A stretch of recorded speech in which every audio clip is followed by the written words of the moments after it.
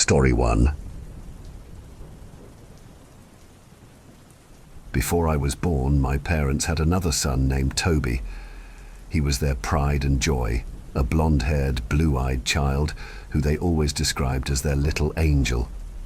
Toby was not just any child. He was exceptionally bright, showing early signs of genius, and was remarkably skilled in every sport he tried. Even though he was just a young boy, everyone around him could see his potential and marveled at his talents.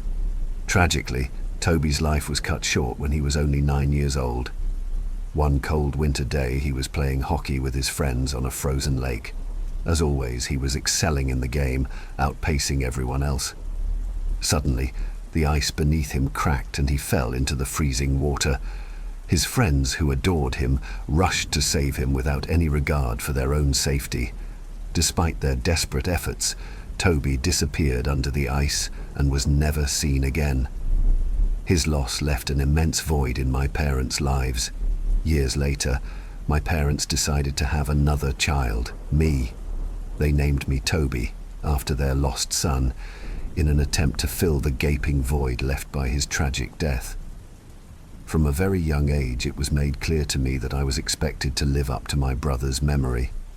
My parents would often tell me things like, "Remember to do it like Toby would," before any important event. After every failure, they would remind me, "That's not how Toby would have done it." While my parents were not abusive, their constant comparisons weighed heavily on me. I often overheard them referring to me as "not Toby" in their private conversations, which deeply affected my self-esteem and gave me many complexes that I still struggle with to this day. My father works in finance, a field that never interested me, so I never took the time to understand his work. My mother is a seamstress who specializes in making elaborate dresses for child beauty pageants. Growing up, I often had to serve as her dressmaking dummy until I outgrew the size range. In our home, my parents dedicated an elaborate shrine to my brother Toby. The shrine was filled with photos of him, a lock of his hair, his baby shoes, and countless mementos from his short but celebrated life. They kept candles burning there, like an eternal flame in his memory, ensuring that his presence was always felt in our home. By the time I turned 18, all three of us had given up on any pretense.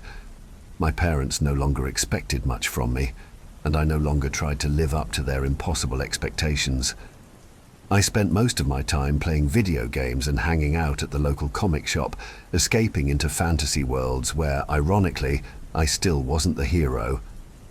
One day, while sorting through my old comics to decide what to keep and what to sell, I heard a scream that shattered the mundane quiet of our home. It sounded like something terrible had happened. Right below my bedroom window, I heard the roar of a truck coming to a screeching halt, followed by a high-pitched shriek. My heart raced as I thought someone's pet or child had been run over. I rushed downstairs, my mind filled with dread, and heard another scream. The first scream was female, and the second was male. They were my parents. I dashed out the front door, nearly tripping over my own feet in my haste. Miraculously, I didn't hurt myself. When I fell to my knees on the grass, it wasn't because I tripped, it was because of pure, unadulterated disbelief.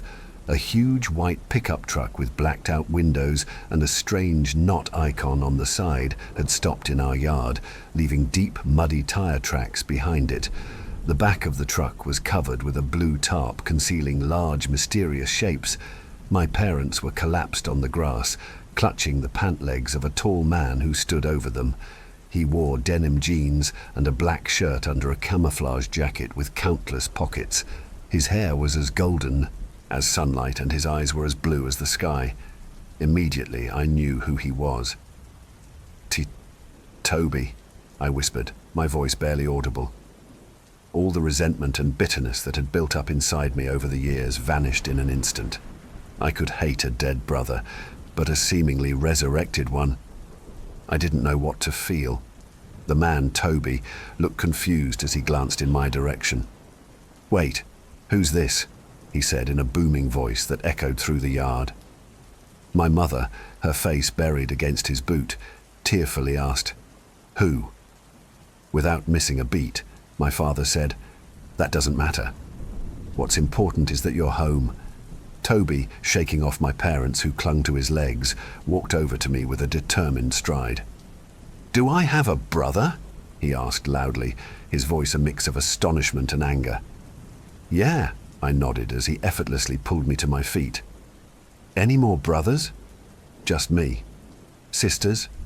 "Just me." Toby let out a hearty laugh. "Well, shit," he exclaimed, a wide grin spreading across his face. Before I knew what was happening, he enveloped me in a bear hug that knocked the wind out of me. As he patted my back, I felt myself go limp in his embrace, almost as if I was watching the scene unfold from above. The chaotic excitement soon gave way to an eerie silence as the four of us sat around the small wooden kitchen table. My parents, eager to make up for lost time, offered Toby anything he wanted to eat. They would have bent heaven and earth to fulfill his wish, no matter how absurd. Surprisingly, Toby simply shook his head and said he wasn't hungry, thanking them for the offer. Meanwhile, I made myself a bologna and ketchup sandwich, trying to process the surreal turn of events. Toby wouldn't say much about where he had been. It seemed like he either couldn't explain or didn't want to. He vaguely mentioned being carried away by the icy water after he fell through the ice and being picked up by someone or a group down the river. His explanation was confusing, but he spoke with such confidence that none of us dared to ask any follow-up questions. It was as if his words carried a weight that made any further inquiry seem unnecessary. Finally, after enduring an almost endless stream of cooing and hair-stroking from our parents, Toby reached his limit. He clapped his hand on the table with a sharp sound that echoed through the room and focused his intense gaze on me. "You know what? We should take a drive," he announced, his voice filled with a sense of urgency and escape. "To where?" I asked, only now recalling the comic books I had hastily abandoned in my room. My mind was a whirlwind of thoughts and emotions, trying to process the surreal situation. Without waiting for an answer, Toby stood up suddenly, and our parents followed suit as if they were compelled by an invisible force, their eyes wide with adoration and disbelief. "Come on, let's get out of here," he repeated, his tone brooking no argument. It was more of a command than a suggestion, and I found myself complying almost instinctively. As we made our way to the door, I overheard Mom and Dad talking excitedly among themselves. They were planning to set up Toby's old bedroom for him while we were gone. It didn't hit me until much later that his old room was now my room, and this meant they were going to hastily move all my belongings into the damp, leaky basement. A pang of resentment flared up within me, but I pushed it down, too overwhelmed by the current situation to dwell on it. Climbing into Toby's lifted megatruck was no small feat. It felt like trying to board a giant amusement park ride. I fumbled and stumbled, my legs straining to reach the high step. Eventually, I grabbed hold of the seat and pulled myself up with my upper body, feeling a mix of determination and embarrassment. The seatbelt seemed oversized and cumbersome, clicking into place with a loud metallic sound that seemed out of place in the quiet suburban neighborhood. "Where are we going?" I asked, adjusting myself in the expansive passenger seat. Toby reversed the truck without looking, made a reckless turn in the cul-de-sac, and sped down our street with an urgency that matched the intensity in his eyes. "Burger load," he answered plainly, his tone giving nothing away. "I thought you weren't hungry," I reminded him, trying to make sense of his decision. "I'm not," he replied curtly, his focus on the road ahead. Burger Load was a greasy, run-down fast food place on the edge of town. It primarily served truckers and travelers passing through the intersection of two highways. I had never eaten there and didn't know anyone who had, because people preferred supporting local diners that offered better food and a more welcoming atmosphere. "There's actually a nice diner called Gordy's," I suggested, hoping to steer us away from the dingy fast food joint. "They don't have a drive-through, but they'll rush a to-go order if you're in a hurry." Toby remained silent, his eyes fixed on the road as if my words had no impact. "They have pie," I added, trying to sweeten the deal. "Burgerload has pies," he replied, furrowing his brow and shaking his head as if I'd said something nonsensical. "Burgerload has fruit-flavored syrup in a deep-fried pouch," I retorted without thinking, my frustration bubbling to the surface. For the first time since we met, Toby let out a hearty, genuine laugh. It was a deep, resonant sound that filled the truck's cabin and momentarily dispelled the tension. "We're not going for the food," he explained, his voice carrying an air of mystery. That confused me even more. "Then why are we going?" I wondered silently, but I didn't press him further. "Hey, I never got your name," Toby said, changing the subject abruptly. "What's your name?" I chuckled bitterly, the irony not lost on me. "Toby." "No way," he exclaimed, genuinely surprised. "Yeah, Toby." "Toby what? Toby 2? Toby Jr.? "Just Toby." "Calling me Toby Jr. would be weird," I replied, shaking my head at the absurdity of the situation. Toby took his hands off the wheel for a moment to rub his chin and head, then put them back on the wheel, his expression thoughtful. "Well, that's going to be confusing," he remarked. "Well, Mum and Dad sometimes call me not Toby," I revealed, my tone tinged with bitterness. Toby snapped his fingers and smiled, his eyes lighting up. "I'll call you Not," he declared, as if he had just solved a great mystery. I didn't like the nickname, but I didn't have the courage to protest. A long silence fell between us, filled only by the roar of the truck's engine. It was a deafening noise that made conversation difficult, but also provided a strange sense of comfort in its consistency. As you might expect, Toby was the one to break the silence. "I ate a demon," he said matter-of-factly, his tone so casual that it took a moment for his words to sink in. Silence enveloped us again as I tried to process what he had just said. I frowned, my mind racing to understand if I had heard him correctly and what he meant. "Here, check this out," Toby said suddenly, as if making a spur-of-the-moment decision. We pulled over at a wooded area, driving right up to the tree line. Toby unbuckled his seatbelt and hopped out of the truck in one fluid motion, his movements swift and purposeful. I followed more slowly, my mind still reeling from his cryptic statement. Standing among the trees, I briefly thought he might be planning to harm me. Dark thoughts of being told to look at the birds before being shot flashed through my mind. Could I outrun him? Probably not. I looked at Toby for any signs of malicious intent, but his expression remained calm and focused, betraying nothing of his inner thoughts. Suddenly, a gurgling sound came from his stomach, followed by a wet, sloshing noise. His cheeks puffed out as if he were holding back vomit. "Are you okay?" I began to ask, but my words were cut short. Toby opened his mouth, and a stream of dark red liquid shot out like a lizard's tongue, splattering against the trunk of a nearby tree. "Holy crap!" I yelled, my eyes wide with shock. "Was that blood? Are you okay?" Toby simply pointed to the trees.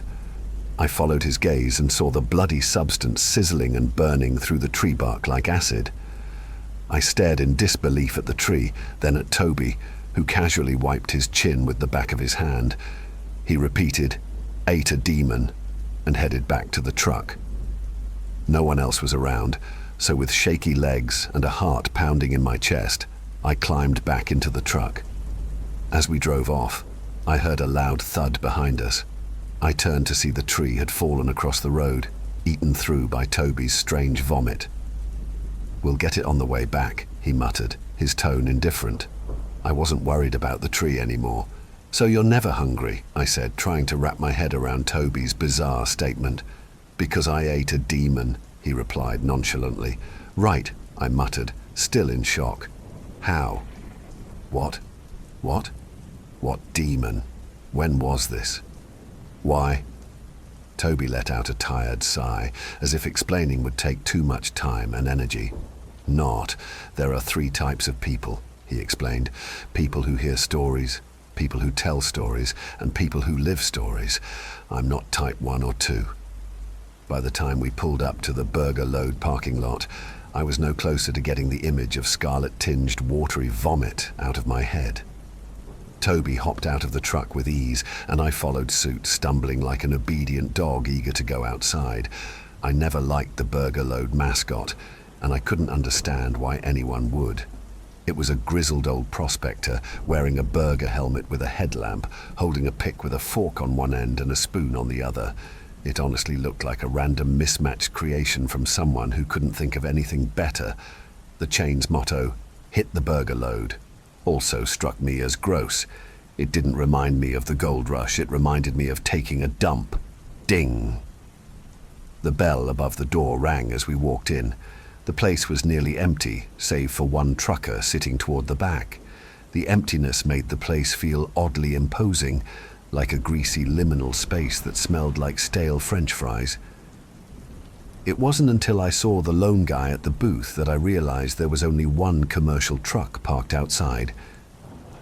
We stood at the door for what felt like minutes as Toby stared down the trucker, unflinching and stoic, possibly not even blinking. Completely unaware of our presence, the trucker finished his meal, pulled his bloated form out of the booth, and lumbered over with a tray full of trash. He let out a belch, almost directly in my face as he passed us. "Headed north?" Toby asked the guy as he walked by. "Yeah, why?" The trucker, in a post-gorge stupor, only noticed us when he heard someone speak. "They're closing off traffic soon. Emergency roadwork. East-west is closed off too because of downed power lines. And there's a tree across the road to the south. You'll be fine if you hurry." The trucker picked up his pace and pushed through the double doors. "Sounds like the end of days," he grumbled. Realizing that the tree incident wasn't random did nothing to help me understand the rest of what was happening. Moments after the trucker left, Toby reached down and locked the doors. He then looked around the restaurant as if checking for anything he might have missed. "What's actually going on here?" I asked, my curiosity growing. "Shh!" Toby held his fist in the air, signaling for me to be quiet. "Are you a soldier?" I asked just as loudly. "Quiet," he snapped back softly. Toby marched methodically to the counter, where a girl with stringy black hair and a wide frown stood waiting at a register. Her uniform, a cursed brown and pea-green set of slacks, polo shirt and ball cap, looked crusty and worn.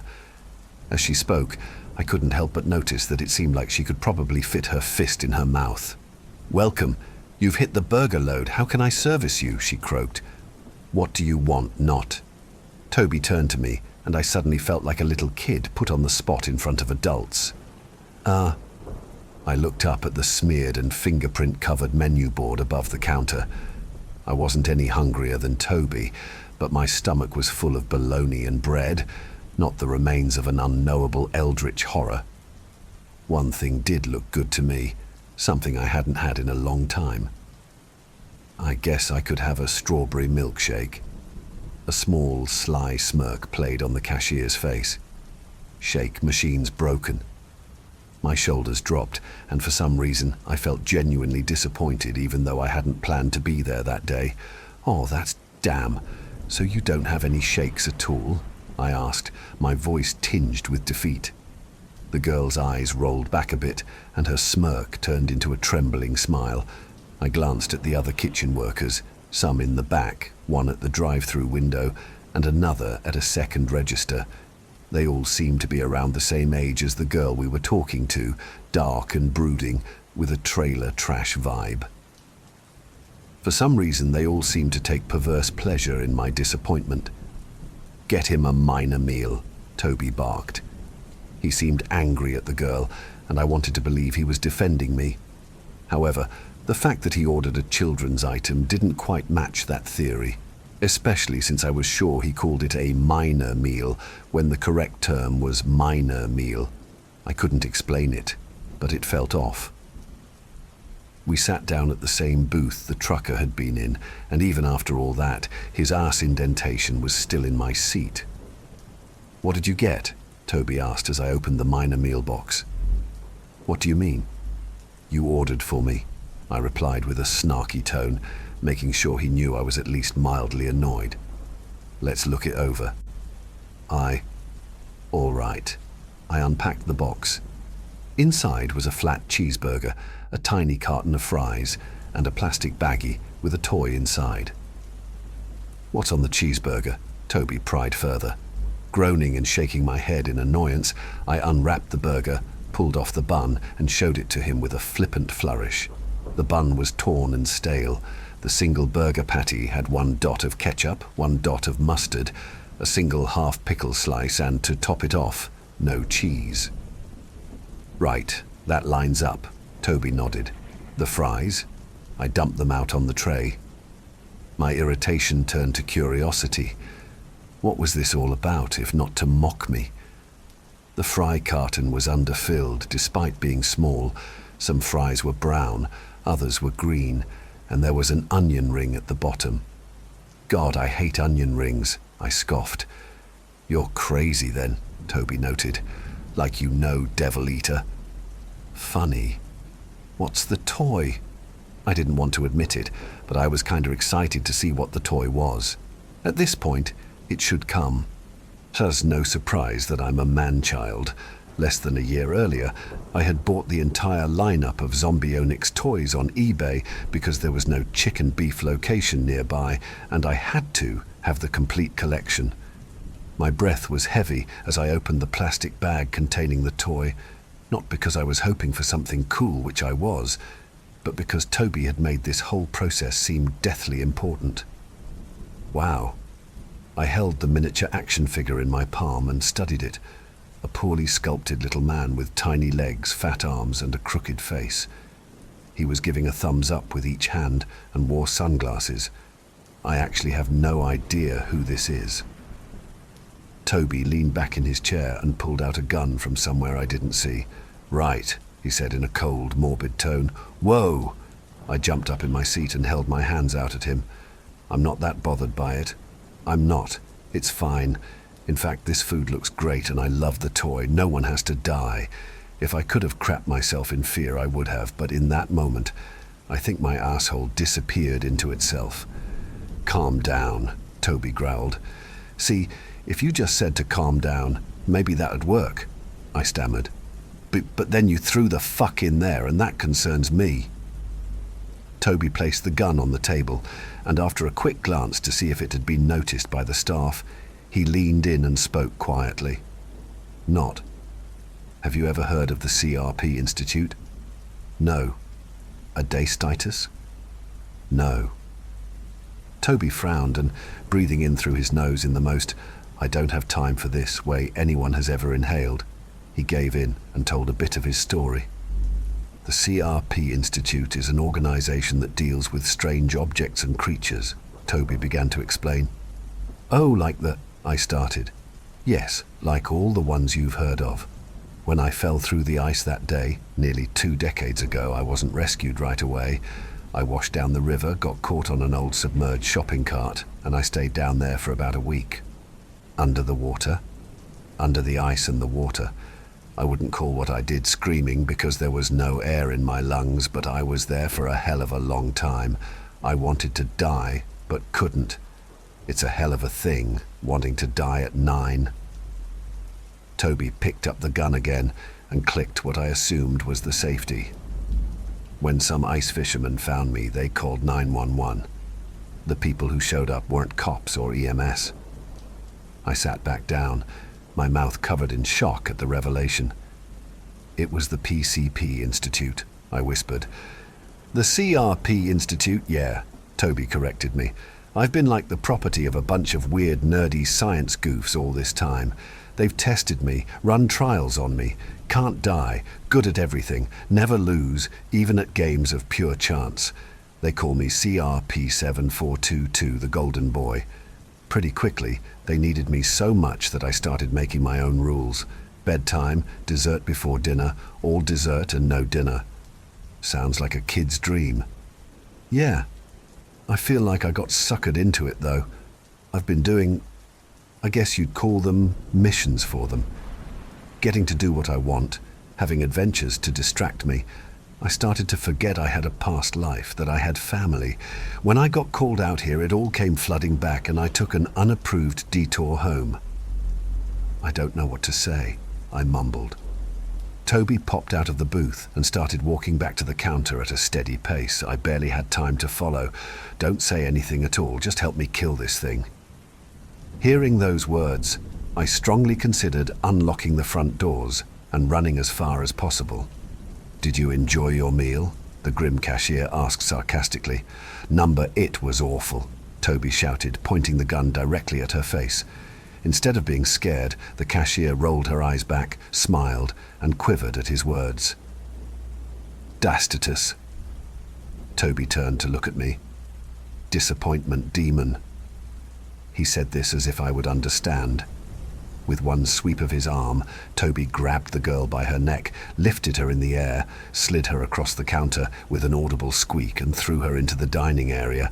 Her small body toppled a series of chairs before rolling under a table. I watched her spin off into the distance, then looked back to see Toby already hopping the counter.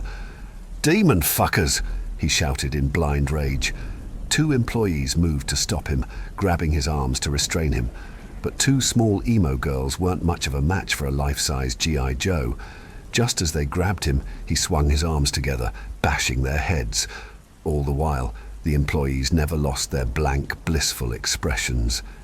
As they crumpled to the floor, I stood paralyzed with dread and horror as he put a bullet in each of them.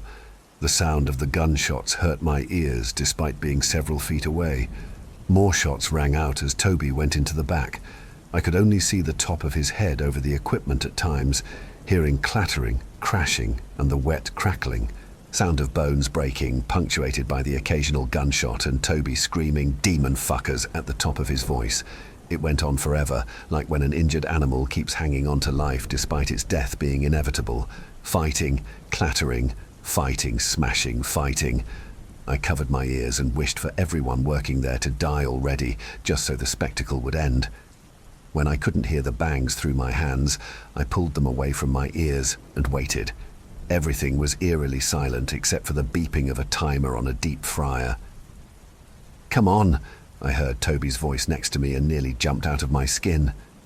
Turning to see him, I noticed a healthy amount of what looked like black oil spattered all over his clothes. What's all over you? Thrall goop. What? I'm not explaining 2 things in one day. Come on. Toby led me behind the counter, his hand on my shoulder, almost pushing me forward with each shaking, uneasy step. We passed the first girls he had shot, black liquid pooling around the bullet holes in their heads. I know it's not my imagination. They were still smirking. To say the other girls were brutally massacred wouldn't do justice to the level of deranged carnage before me. Limbs gone, innards spilled, bones protruding. There's probably some poetic justice in turning a fast food restaurant into a slaughterhouse, but I'm too sick to make light of it. We walked past motionless body after motionless body, including one draped over the beeping deep fryer, her head sizzling in the oil. I probably should have told you not to look at them, Toby realized. We stopped at the freezer. What's in there? I asked, already seeing where this was going. Or do I not want to know? No, I want to know what's in there. Easy answer. The demon. Once they're on our plane of existence, they seek out the cold. It's like finally putting a salve on a 3rd-degree burn you've had since the dawn of time. Toby pulled open the freezer door as a frosty cloud of mist spilled out. Hey, Toby shouted. You fucking get out of there, you lil shit. No response. The lights flickered, then died, leaving us in pitch darkness. Yeah, real melodramatic, Toby sneered, unimpressed with the theatrics. Personally, I was about to burst into tears. A single light came to life within the freezer, nearly blinding us before our eyes adjusted. A secondary red emergency light gave us a barely visible glimpse of what was inside.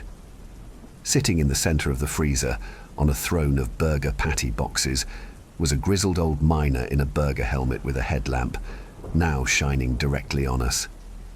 Son of a bitch. My fear was replaced with a growing sense of madness. It's Picky Pete, the Burger Load prospector. A slow growl, inhuman and undefined in location, echoed around us. "You've hit the Burger Load." It rumbled. Picky Pete looked emaciated, desiccated, worm-eaten, and dried out like a cadaver trapped in a cave-in for countless years. It sat motionless in its place of high importance, tattered overalls rippling ever so slightly with the freezer's cooling breeze. Toby still had his hand on my shoulder. His grip tightened, knowing I was about to flee. "Dig these prices," the voice rumbled again. "Unearth savings." Wait, so the demon is impersonating a fast food mascot? Or was the mascot always a demon? "I don't get it," I said, my sanity slipping further away. "A destitutus feeds on heartbreak, sadness, woe, negative, depressive emotions," Toby explained, unfazed by the creature. "A place like this is perfect for that. It's not the real Picky Pete. It just came here like a spider moving into an abandoned web." "So it's basically just a parasite?" I felt my heartbeat stabilizing and the bile in my gut starting to settle down. "Exactly." "Well, I'm not gonna lie." I started the sentence, and halfway through I saw Toby turn to me, his expression dropping from self-assured to pure concern. "That's incredibly disappointing." Laughter rumbled through the building as darkness fell once again. When the red emergency light returned, Picky Pete was standing directly in front of us. "Ask about joining the Burger Load family today." It seized Toby and me by our throats, and all at once I could feel my windpipe closing. Struggling as hard as I could, I frantically clawed pieces of musty, dead flesh from Picky Pete's forearms with my fingernails. "I can't believe you fed him," Toby managed to choke out. "Kill it," I gasped. "Kill it." Toby unloaded countless bullets into Picky Pete's stomach and chest, but it had no effect. "Opposite," Toby wheezed. I knew he couldn't be killed, but I sure could. "Wah," I choked. "Opposite of disappointment. Proud." Toby did his best to snap Picky Pete's fingers, but each break reset itself as the demon mascot laughed. "Say you're proud. Proud to have me for a brother. I coughed and gagged. "Proud. You're my brother." There was no sound other than us losing air and starting to black out. Even Picky Pete was dead quiet as he looked at me, then at Toby. "Oh, wow. Damn," Picky Pete boomed. "You not really proud?" The hurt in Toby's voice was clear, even if his voice itself was strained and stifled. All I could do with my final moments of life was shrug. I could feel the cold climb up my limbs, all the way to my head, as I passed out and everything went black. My eyes opened. I could see light. They closed again. My eyes opened.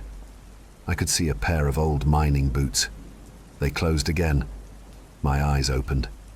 I could see Toby leaning over me, slapping me across the face. I couldn't feel it, though. I just saw his hand approaching repeatedly, followed by the room seeming to shake after each blow. Sound started to filter back through my ears. First, a ringing, then the dull hum of the freezer, then the distorted sound of Toby's voice. Not, get the fuck up. I don't lose my men. Ever." I sat up, shivering and numb, either from my surroundings or from regaining consciousness in waves. Toby seemed relieved as he stood over me, wiping red drool from his mouth and chin. I turned my head slightly to see Picky Pete lying on the icy floor, his head obliterated and slowly melting in a splatter of demon blood spew. In my hazy state of mind, the demon's skull reminded me of a serving of cherry-flavored shaved ice that had been dropped on a hot sidewalk. Toby helped me to my feet for the second time that day. I should have been thankful, but I wasn't. The first thing I said after coming back from the brink of death was, "You could have done that at any time." "Yeah," Toby said flatly, putting his hands on his hips as he looked down at the dead being. Why didn't you do that sooner? Hell, why didn't you do that to start off with? What was up with that shit about being proud of you? For a solid minute it seemed Toby had no answers to give. Then he spoke just as flatly as ever. Deep-seated need for validation from others. Did you bring me here just so I'd be impressed? Yeah. I guess I'm not the only one who ended up with a complex or two. What now? I kicked Picky Pete's boot, just to be sure. Want to eat him? Toby asked very directly. What? Number God? No. Lot of good reasons to. Always full. Acid spit. I guess there's not a lot, but there's 2 reasons, and they're good ones. Dude, I already said no.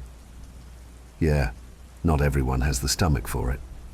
Back outside, the world seemed like it had been put on pause while we were gone. There was no traffic due to the closed roads, and looking around the empty parking lot, I realized that there had never been any cars for the employees to get to and from work. Things were eerily peaceful, especially in comparison to what I had just witnessed. Toby marched his way to his truck and pulled the tarp off the back. Very few things would have surprised me at that moment, and the explosive barrels weren't one of them. I watched him roll the barrels into the restaurant, one after the other. At no point did I offer to help, out of both self-preservation and resentment in equal measure. Time to get out of range and light it up. Toby held a remote detonation device in his hand as he got back into the driver's seat. I thought for a moment, then drew in a sharp breath and pointed at him. Wait! I ran into the building that was now housing rather a lot of explosives. When I came back out the double doors, I was dragging along the cashier, the one Toby had throttled and thrown under a table. She was dead weight, but she was breathing. I dragged her by the leg, trailing her hat and name tag behind her on the pavement. Fuck no, Toby yelled from the driver's side window as I approached. You can't bring one home. It's not a minor meal toy. What the fuck is wrong with you? She's alive, I insisted. It's not even real. Well, whatever she is, real or not, she's breathing, and her heart is beating. Its heart is beating thrall goop. So what? You want me to throw her back in to get blown up? Very obviously, yes. I hefted the girl into the bed of the pickup and rolled her in until she was face down in a slick of what must have been very flammable liquids. While Toby didn't like the idea, he didn't intervene as I closed the back of the truck and came around to the passenger's seat. Don't trust it. Get rid of it when it wakes up. He didn't look at me as we drove off. I'm not keeping her, man. That's a really weird thing to say. I just didn't think it was right. Whatever. A moment passed before he spoke up again. Don't fuck it. Jesus Christ, dude. Toby took one hand off the wheel, pulled the detonator out of his cup holder, and pressed the button. When we pulled into the neighborhood, Toby began to drive slowly. This was unusual for him. We passed by an intership delivery truck, then another, and so on. As we slow-rolled the block, it seemed as if most every resident had a delivery from an intership truck at that very moment. Most were parked in driveways. Some were on the side of the road. If I hadn't noticed Toby giving each one the stink eye, I probably would have looked right past the ridiculous amount of delivery trucks. As if he knew what I was going to ask, Toby spoke up. The CRP. He pulled into a fenced-in yard and kept the truck idling. Get in the back and pull the tarp over you. I did as I was told immediately. If there was one thing I had learned thus far, it was that I was 100% not ready to handle anything he handled on a regular basis. In the back of the truck, under the tarp, I took a second look at the cashier. Luckily, she was still out like a light, but her eyelids were fluttering, so it probably wasn't going to be long before she woke up and screeched and ran away, or whatever thralls do. I could see now that her eyes were blank, soulless orbs. The teeth hidden behind black-stained lips were razor-sharp points. All of them. For some reason, I didn't feel any safer under that tarp than outside of it. The truck rolled to a stop. I had no idea where. "Golden boy?" I heard an unfamiliar voice, garbled like it was being filtered through a voice changer. "What are you guys doing here?" "Bad boy. Thought we could trust you. Many years. Going rogue. Off the grid." I visited my parents. Off the grid. Rogue. Agree to disagree, I guess. Are you cleaning them? My heart raced. Cleaning them? My parents? What did that mean? Killing them? Have to. No choice, no memory, your fault entirely. Fuck off. Incorrect. You fuck off. Bitch, I will come out of this truck and put a piece of you in every garbage can on the end of every driveway in front of every house in this idyllic little fucking community. Violent threat. Lost your cool. I win the debate. Fucking fine. I relaxed a bit, cleaning their memories. That was at least not as extreme or final. Toby drove off again, and again we came to a stop. "Come on out." I slowly lifted the tarp and slid up over the side of the truck bed, falling onto the ground on my back. Toby had driven up beside my house, in a spot concealed by fences and trees. Go home. Mom and Dad won't remember anything that happened in the past 24 to 72 hours. That's kind of a big window. Dusting myself off, I stood there in the yard with Toby. He didn't seem happy, mad, sad. He didn't seem affected by anything in any way. "So they won't remember you?" I asked, thinking that must bother him in at least some way, but not having enough tact to approach it differently. I figured as much when I came here. I knew what I was getting into. Well, except for having a brother, I guess.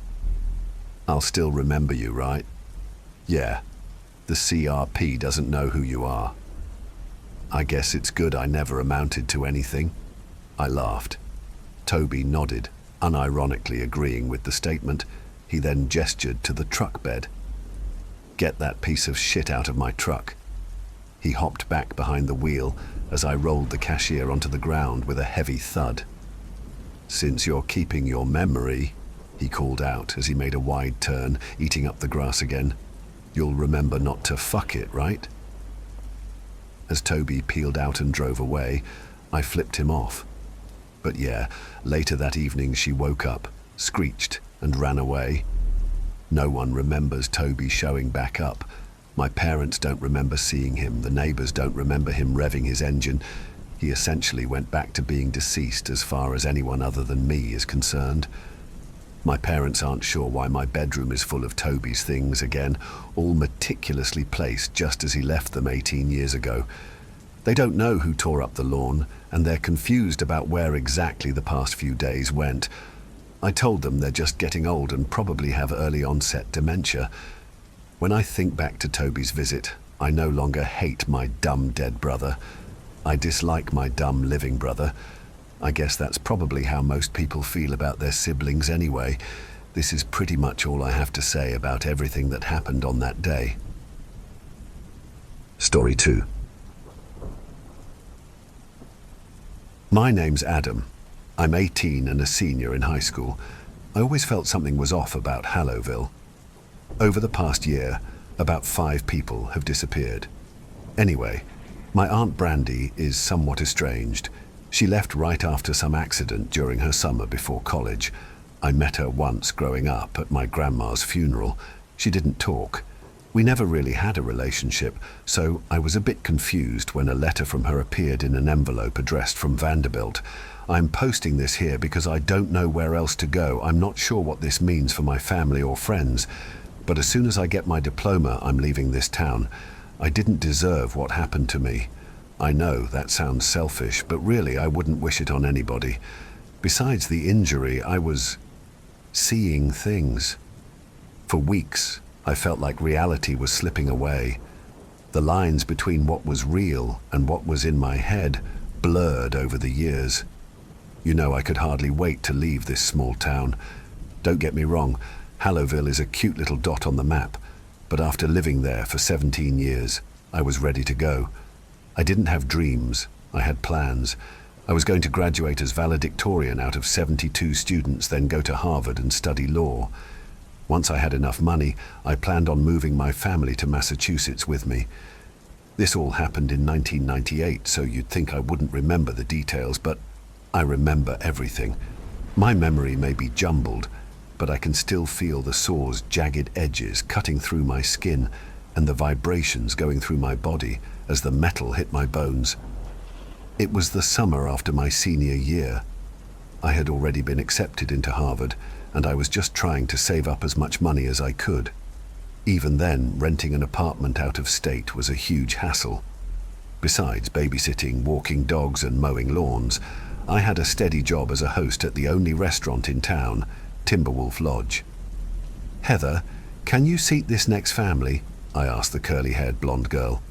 She raised an eyebrow, chewing her gum behind the counter. "Why can't you?" she asked with spite in her voice. I would have been mad if she hadn't already been covering for the only other host, Imogene. None of us wanted to be there, but working was the only way to get through life. At this point, I had already begun to take off my apron, hoping Heather wasn't already fed up with the nagging customers. "I'm off in 2 minutes. My birthday party is in an hour." "It's your birthday?" Heather stood up. "Brandy, why are you working?" "Imogene's sick and I didn't want you working the rush alone," I told her. Heather scoffed. "At an Olive Garden, maybe. But we get like 4 families during our rush." I grabbed the notepad and marked the time. "Thank you so much, Heather. I owe you." "I know. Happy birthday." Heather waved me out. As I left the building, cold raindrops fell on my skin. A chill ran down my spine, but I smiled anyway. Besides the fact that it was my birthday, gloomy weather was my favorite. Living in central Texas, I was no stranger to humidity. But this storm was fresh, crisp. There was no lingering heat, as though Mother Nature herself had planned my birthday party. In the parking lot, I spotted a brand new black Dodge Challenger. With a smile, I strolled over and saw a young man sleeping, his messy black hair pressed against the window. I knocked on the glass. "Are you loitering, sir?" The man stirred awake, his eyes meeting mine. He rolled down the window, a relieved smile on his lips. "There she is." His voice was filled with love. "My gorgeous birthday girl." I leaned in through the driver's side window and stole a quick kiss from my boyfriend of nearly 2 years. "What time did you get here?" He shrugged as I made my way around to the passenger seat. "Like an hour ago." I buckled myself in, letting out a breath I didn't know I was holding.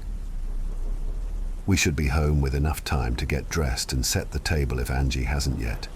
Is the ice in the trunk, or did you drop it off at my house?" Matty gave me a sheepish smile. I may or may not have forgotten. "Matty," I scolded, looking over my shoulder to check if he was joking. "You had an hour to get it." "I'm sorry, I had to get something ready, and it slipped my mind." He put his hand on mine. "Really, I'm sorry, Brandy." It's okay, really." I let out a sigh, taking out my pager. "I'll let my sister know." "I already paged her." He shook his head. "We knew you'd need a couple of hours of leeway, so we pushed the party back." I felt a mix of relief and frustration wash over me. "Why didn't you tell me earlier?" Matty smiled, shrugging. "You'll find out in a couple of minutes." I furrowed my eyebrows. Could he be any more ominous? I stayed quiet, both nervous and excited for what he had planned. Matty had never been the most adventurous person, but maybe it was because his mind was constantly off in other worlds. Matty was an aspiring author, and he too would be going up north for school. Granted, we would be a few hours away from each other, but was better than being halfway across the country. My eyes fixed on a small, still figure in the distance. I squinted, noticing a familiar car on the side of the road, its hazard lights periodically illuminating the rain. "Is that Mr. Reinfer?" Indeed, on the side of FM 77, a 60-years man stepped out of his Ford F-100. Mr. Reinfer was a tall man with wire-framed square glasses that sat on the tip of his nose. He wore a blue glare through them. He had a large slouch from grading papers at his old age, showing his complete disregard for his appearance. His grey-white hair was naturally slicked back, resembling a 1950s greaser. "I could never be a teacher," Matty said, his eyes following Rinifer as we drew closer. "Poor guy doesn't get paid enough to afford a new tyre." Mr. Reinfer would have been the oldest man in town, but he lived just on the edge of Hallowville and Sycamore, more so in the latter. Sure, there was something creepy about his demeanor, but he was a nice guy nonetheless. I pushed down my inherent fear of older men whenever we faced each other. I could never bring myself to let my eyes meet his, and when they did, I felt my heart drop and stomach curl. Despite his appearance, Rinifer was a great teacher. Without him, I wouldn't have passed AP Biology. Matty paused for a moment, slowing the car down against his better judgment. "Damn it. Hey, Mr. Rinifer," he cheerfully called out as he rolled down the passenger side window.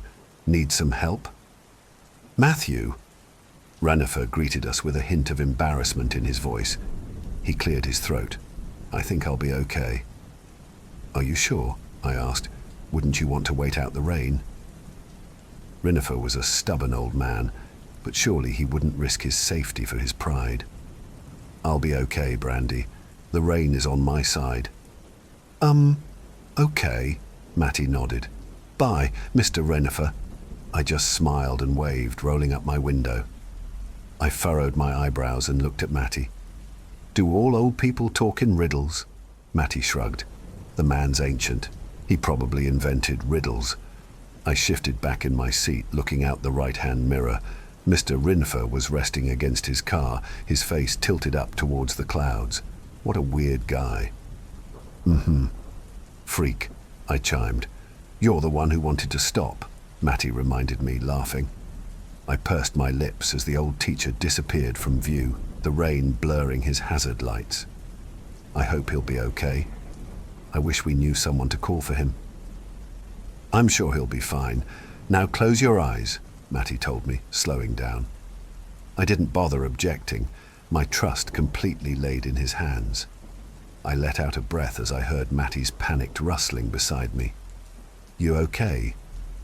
"This isn't how it was supposed to go," he groaned. I couldn't help but open my eyes. I looked out the windshield, through the rain. There was a red and white checkered blanket, held down by 4 stones on each corner. Pillows, blankets and roses, now all drenched in rain. I smiled and turned to Matty. It's a sweet sentiment." I put up a canopy, I swear. He took my hand. I guess I underestimated the storm. "Hey, we can have a picnic in here." I kissed his cheek with a wide grin. When I sat back down, I noticed Matty shaking his leg, his hands in his lap. Something was bothering him. "What's wrong?" His eyes flickered from me to the window. "I drank a lot of Mountain Dew while I was waiting for you." I let out a snort, covering my mouth. "Sorry, just go, and be careful." Matty nodded, grabbing a small bottle of hand sanitizer as he headed into the woods. I hadn't noticed that the rain was even worse here than on the road. I hoped Matty would stay safe and be quick. I bounced my knee as I waited for him to return. How romantic. I looked out into the unfamiliar forest. I knew many kids had gone to this clearing before, our very own Lover's Lane. Even then, it was a cheesy cliché. I was sure some movie buff saw it in theaters and chose to replicate it.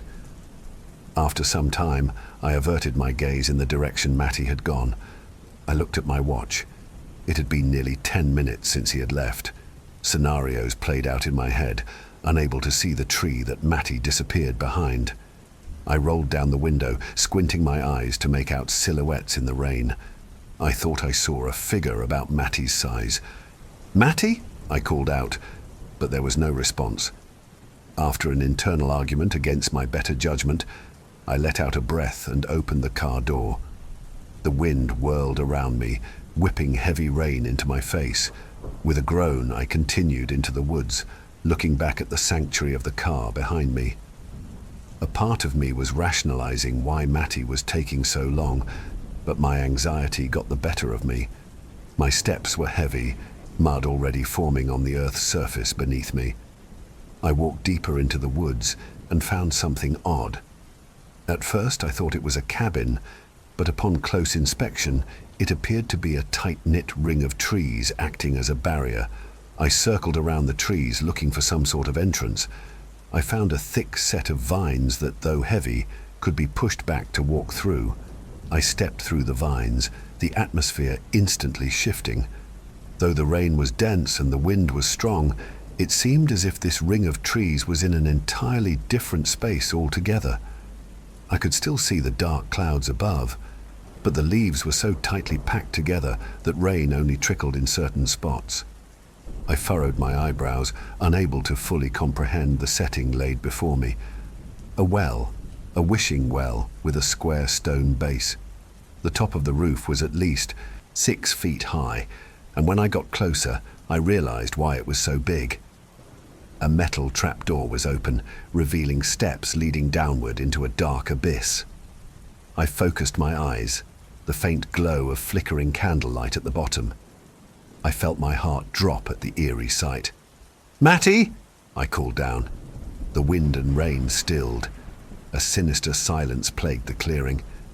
I'm not sure if I was tuning out everything else, or if every creature on Earth decided to quiet, but I didn't hear a single whisper. It was as though nature itself paused. Brandy. The word sent a chill down my spine. Something about that voice was desperate, but as I recalled it in my mind, I couldn't discern its source. The voice had to be Matty's. That was the only reasonable explanation. I'd usually have no second thought, but the speaker sounded angry, injured. "Matty, are you okay?" I called down. He didn't respond. I took a breath, looking down the stairs. The stairway itself was dim, but there was a light at the bottom. "Matty?" My voice was small, pleading.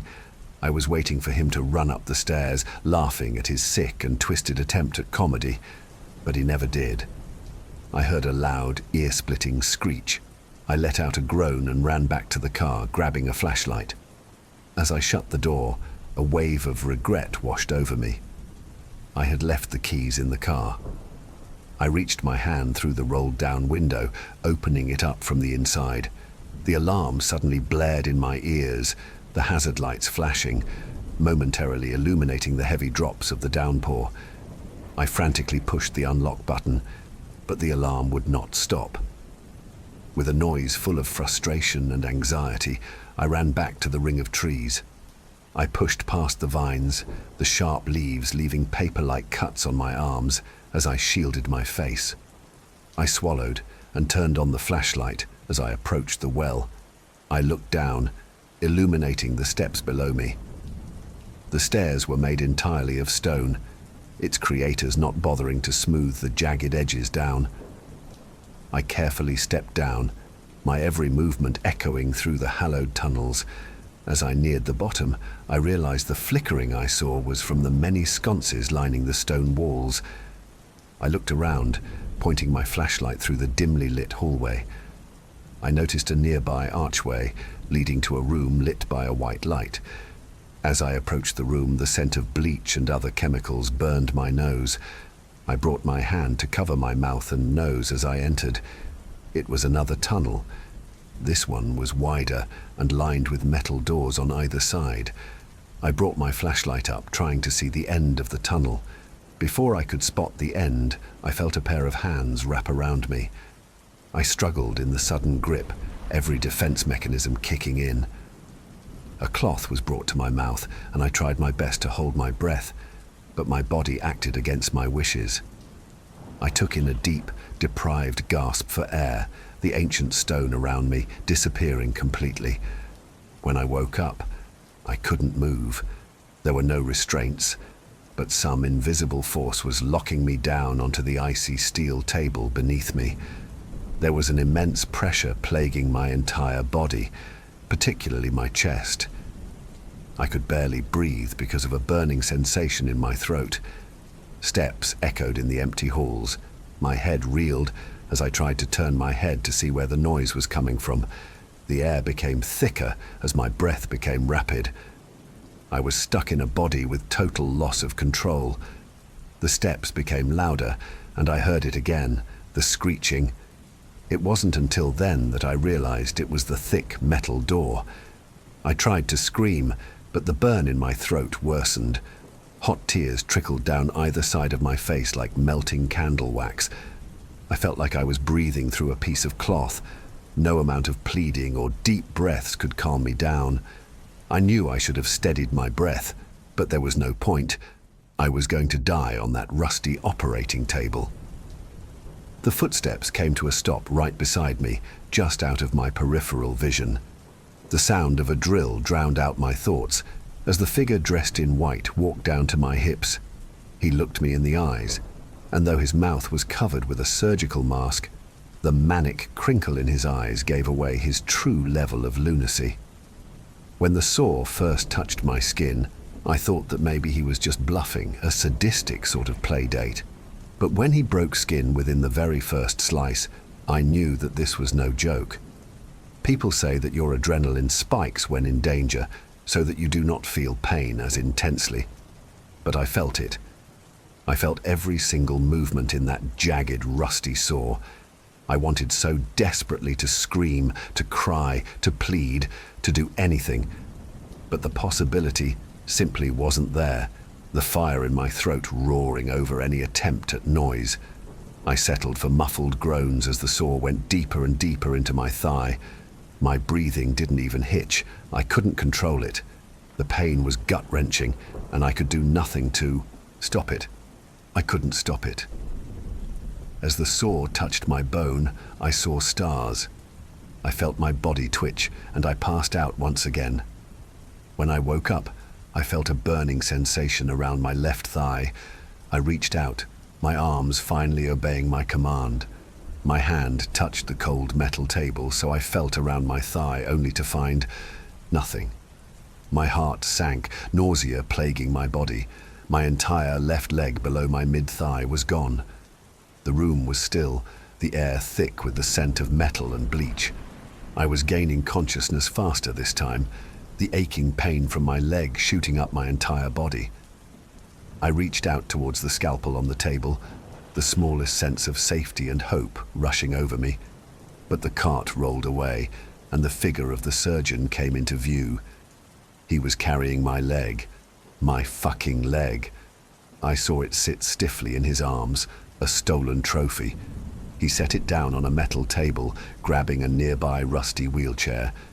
He turned back to face me, the manic glint in his eyes ever present. My hands fell to my side once more, and I lay still on the table, a corpse ready for examination. As the surgeon came close to my right side, he clicked the wheelchair in place. Fear washed over my every being. Where was he planning to take me? He pushed a piece of my hair away from my face, his cruel, ungloved hands rough and calloused. He leaned down and brought his masked face near my neck, his body hovering over me. The surgeon sniffed in a breath, an animalistic noise filling my ears. My hand shot up, digging the car keys into his neck. The surgeon let out a pathetic cry as blood sprayed onto my face. I closed my mouth and yanked the keys out, stabbing him once again. His body slowly fell onto mine as I continued to stab his neck over and over again, only stopping when his body slipped to the floor. I looked down at his limp body. The image hasn't left my mind since. I sat up, my head pounding. I wiggled my body to the edge of the table, throwing myself into the wheelchair. I rolled the wheelchair forward, my hands flinching at the cold touch. Squeaky wheels echoed throughout the narrow stone halls. I hit the base of the stairs, projecting onto the steps in front of me. I felt my arms scrape against the unchiseled rock, my nails ripping from their beds. I forced the pain out of my mind. I was so close to freedom I couldn't let a little blood stop me. I crawled up the stairs at an agonizingly slow pace. I'm not sure if it was my mind's thoughts clouding reality, but I could have sworn I heard footsteps behind me. I fell out of the well, rolling on the ground. I still didn't feel safe. I dug my nails into the earth below me, my mind begging for the release of both my physical and mental anguish. I was close, so close to the vines. I saw red and blue flashing lights, my salvation mere yards away. I reached my hand through the vine, the leaves denying my exit. I clawed at the hanging plants once more, but my shaky hand could not penetrate the barrier. Then the hand of death reached out for me, pale, bony, and welcoming. I accepted, my fingers grasping his. Both hands wrapped around my wrist and pulled me out. The rain had stopped, but the grass was still damp. I rolled onto my back, taking heavy breaths of relief. I did it. I made it out. I looked up at my savior, my eyes meeting his pale blue gaze. "Mr. Rinifer," I cheered, though it probably came out as a rasp. My throat was still burning. I reached my hand up to put pressure on the pain, realizing there was a large gash through it. The blood was beginning to scab, but every breath was fire. Mr. Rinifer sat beside me on the ground as the police officers spoke to me, the EMTs readying the gurney. I couldn't speak, only communicating through nods and headshakes. When we got to the hospital, Sheriff Shaw was waiting in my room. Or maybe he got there after I woke up. I think they stitched up my neck before we first spoke, but I swear I remember him before that. "So you were walking in the woods and found the well, correct?" Shaw had asked. I tried to answer, unable to speak because of the swelling in my vocal cords. "Then you slipped and hit your head." No, I didn't. I know I didn't." I shook my head to the best of my ability, the sedatives thwarting my efforts to make any movement. "Jonathan, where is she?" I heard the familiar stern voice of my mother. She was in her blue scrubs, or maybe they were purple. She had been crying, or maybe she was tired. She turned to me, her eyes flashing with something I couldn't read, even if I wasn't dazed. "My baby. My sweet girl." She wrapped her arms around my broken body. "What did they do?" "Janet," Shaw called, though I swear it sounded like a warning. "She had an accident in the storm. She fell and cut her leg on some rusty metal. They had to amputate it." Mom wiped her tears, her eyes not leaving my face. "It's gonna be okay. I promise this will never happen again." That night, when they believed I was asleep, I heard Shaw and Mom arguing through harsh whispers. "Give me the name of her surgeon." "Janet," he began. "Don't fucking argue, John. I'll make sure the clinic goes under." "And how would you do that?" "You know She's awake." My mother's voice suddenly turned dark. I felt my heart drop as I stirred awake, opening my eyes. Better to fess up now than get caught in a deeper hole. Sheepishly, I looked between the two. Shaw eyed me, then turned to my mother. "She'll never speak again, right?" he asked. Mom pursed her lips, nodding. Shaw stepped closer to me. He leaned in so that only I could hear him. "Don't mistake your luck for resilience. Next time you stick your nose in places it doesn't belong, you'll end up gutted and torn apart like your boyfriend."